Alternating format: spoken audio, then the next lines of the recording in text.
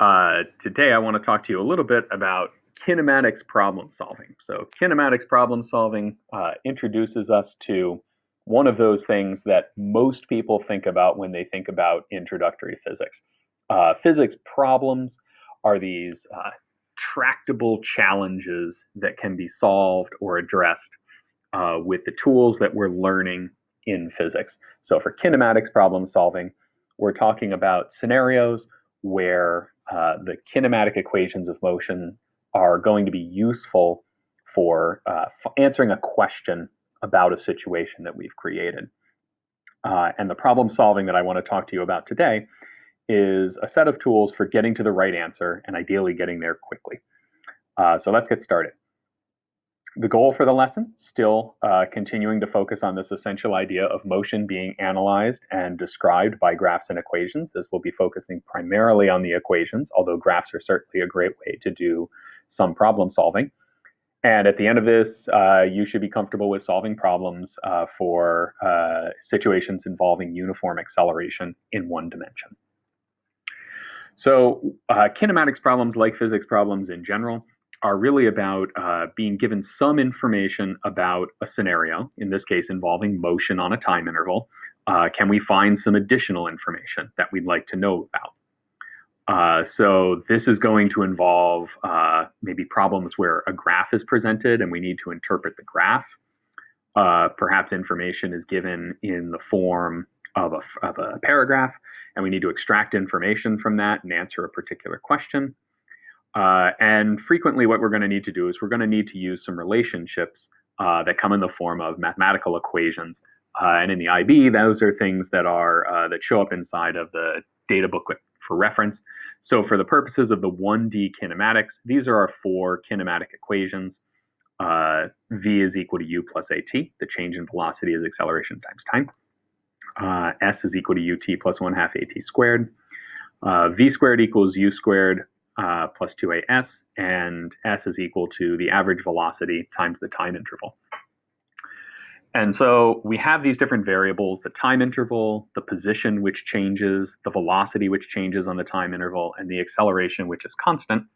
And in each of these scenarios, we're going to be given some information and asked a question about something that is unknown. The approaches to problem solving are many. And everybody eventually develops a different set of skills that they can use for solving problems. But when you set off, and what I want to convey to you today is what are some fairly universal techniques that we can apply to any physics problem to help us think in the way that physicists think, and to help us develop those skills that are going to carry us forward to more challenging scenarios. The first couple are pretty straightforward.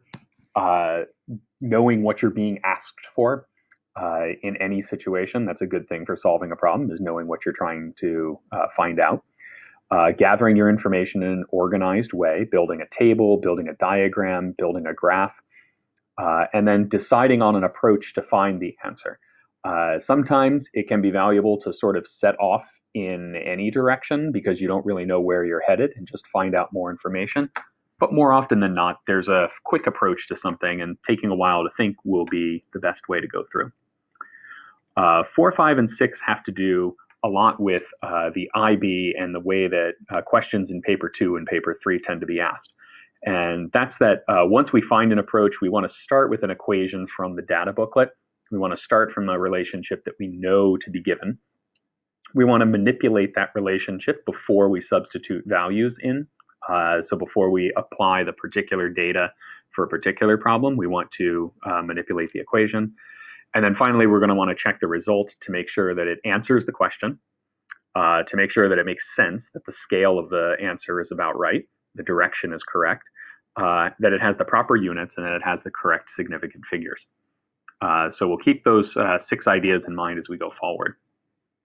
And like I said, steps 4 through 6 are particularly important in the IB paper 2 and 3, so that's why I highlight those here. Here's an example. So the example here has to do with, I'll shrink me down for just a bit, has to do with a plane starting from rest, and it takes 15 seconds to take off after speeding up over a distance of 450 meters on the runway with a constant acceleration. Find the takeoff velocity. Okay. So we see some information in here that we're going to organize in a minute. Some of that information is going to be hidden. Like starting from rest, we're going to actually be able to extract a number from there. We know that the initial velocity is 0.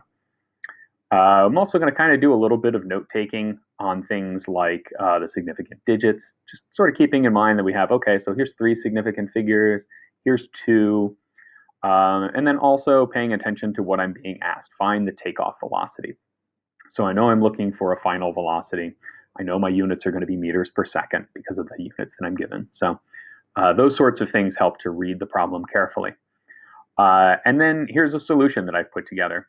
This is a diagram that I really like for kinematics. I know I'm on a time interval. Usually there's some sort of displacement on the interval, so I'm just going to kind of mark off an interval here and start labeling pieces of it. So at the start, I know my initial velocity is 0. I know that the displacement is going to be 450 meters. The time interval is 15 seconds. And I know that I'm looking for v. So eventually I would like to put a velocity up here, maybe know what the acceleration is, but I don't know those things now, so I can't organize that information. I look through my table in the data booklet, and I find that if I know a displacement, I'm looking for a velocity, and I know a time interval, this is a good equation to use. Anything that involves acceleration and final velocity wouldn't be particularly helpful. And if I can avoid that t squared, I would usually avoid it. Here's me manipulating the expression. So I'm going to collect everything that I know over onto the left-hand side and leave the thing that's unknown on the right-hand side, substitute some values, and then find the answer. Check the significant figures so I know that I need 2. So I'm going to add that decimal point in there, and my units are correct. So here I'm kind of highlighting the different pieces of the problem solving that I would want to use. Here's another example, a little bit more complicated for the question. So I have a car traveling at 40 meters per second. The driver sees an emergency ahead and half a second later slams on the brakes. The deceleration of the car is 4 meters per second squared. Find the distance traveled before the car stops. Calculate the stopping distance if the driver could apply the brakes instantaneously without a reaction time. And C, calculate the difference in your answers to A and B. So when I have a multi-part question, obviously I'm going to have a multi-part answer.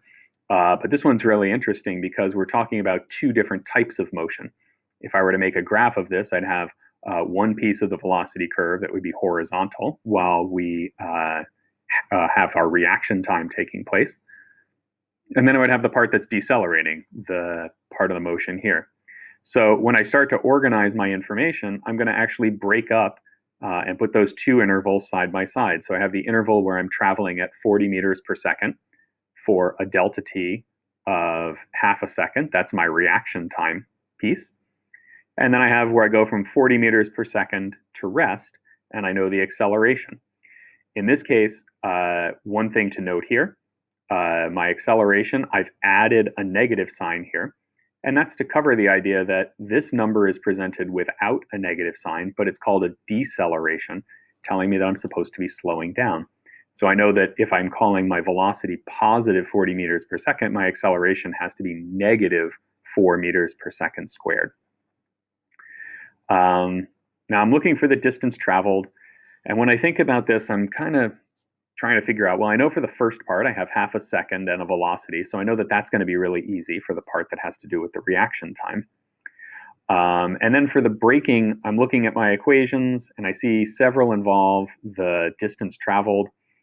The one I think I'm going to choose to use, because I don't, I'm just going to use the initial velocity times time plus 1/2 at squared.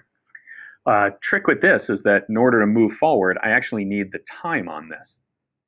And so when I look, initially I'm not given the time, but I can calculate it because I know I'm going from 40 meters per second down to 0, and I know what my acceleration is. So over here, I'm going to do a little side calculation with my acceleration, and I find that the time for braking is 10 seconds.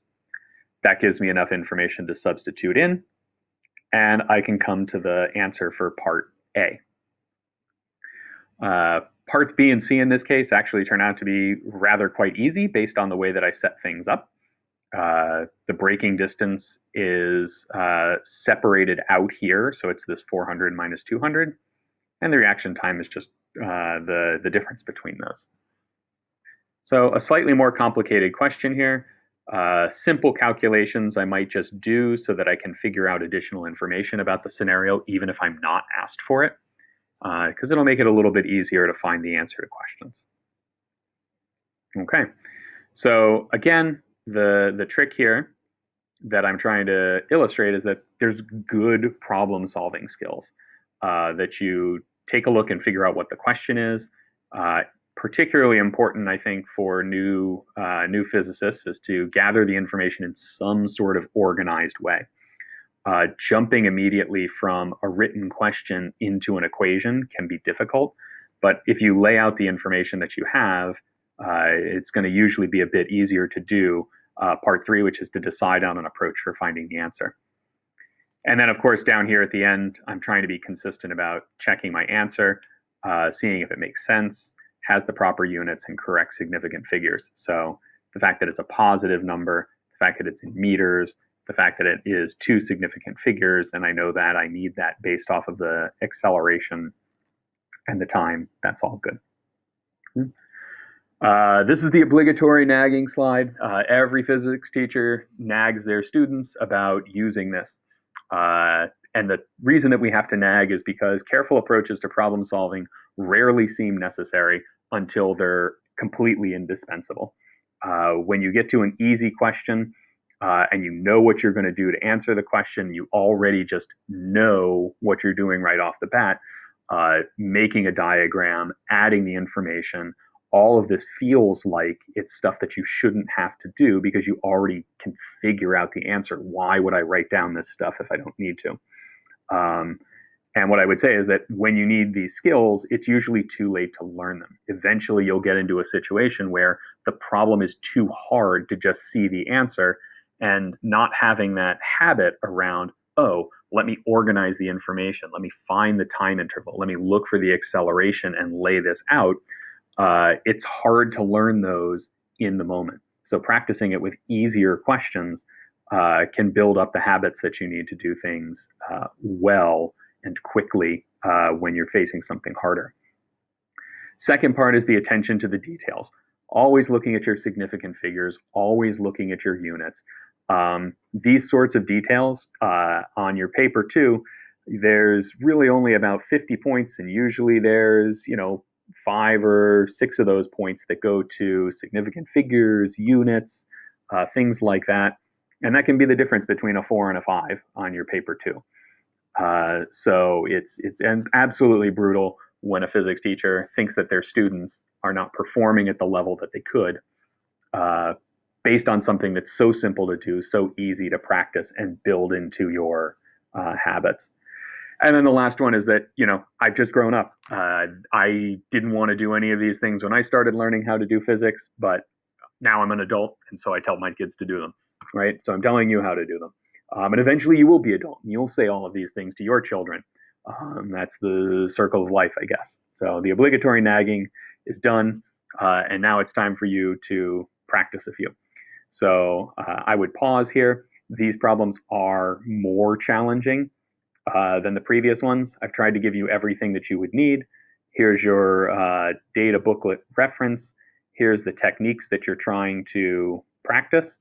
The question here, probably we won't have talked about the acceleration due to gravity. Objects in free fall, like this ball that's been thrown up from a cliff, they're in free fall. The unspoken number that you need is that the ball will be accelerated downward at 9.8 meters per second squared.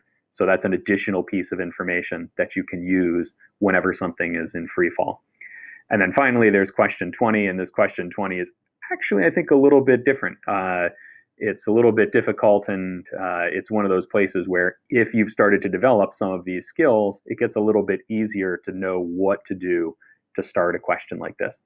So pause for a while, take your best effort at these. Solutions are on the following slides, but you should try this out now. Maybe take about 10 or 15 minutes to work as far as you can on these problems. Okay. Hopefully you've had good luck with these. If you have, then you'll want to just pause your way and check your answers on these slides. If not, you might want to ask some questions about them. I'm not going to talk the way through the solutions here. I'll just highlight a couple of important things. With the first one here, the scenario was a little bit interesting. We were traveling in the opposite direction of the acceleration, so this diagram looks a little bit funny because the interval actually moves forward, but the initial velocity is actually backwards, and that's completely okay. The other thing that this illustrates is that sometimes there's a couple of different approaches that will both work. You can start from the equation to find the time here. You can start from this quadratic expression. When you do that, you may end up needing to factor. You may end up needing to use the quadratic formula to find the value for t. One of those times ends up being negative, so that doesn't make any sense, obviously. Usually you'll also have an option for working through to first find a different piece of information, in this case the final velocity, and then you can go and solve for the time. So this is maybe a little bit more efficient. This is maybe a little bit simpler mathematically, but there are different approaches. Neither one of them is necessarily right or wrong. Second question with the ball thrown off the cliff. This one illustrates something that's I think is important, is that sometimes parts of a physics question will ask about different intervals. So the first question was asking about the ball being thrown up to when it reached the top of its arc. It was asking how high did it go. On the other hand, the following parts were all asking about how long does it take to hit the water? What's its velocity when it hits the water? So it's two different intervals. So I actually end up organizing the information twice to answer two different sets of questions. And the last one, just a very tricky question. We have two intervals. They're linked together by this idea that we're pushing the car from rest, but it also has to stop. So we somehow know that the amount of speeding up that we get at first has to match the amount of slowing down that we do in the second part. But not knowing where this division is makes it a little bit tricky, but you can see a solution here. So that's it. That's the presentation about problem solving. Obviously, problem solving and problem solving skills are things that you develop over a very long time. This is 2 weeks into a 2-year-long course. But practicing those good problem solving techniques, like organizing your information, starting from a known equation, checking your answer, will give you confidence and will make your teacher happy. So try to practice those as you get started with physics.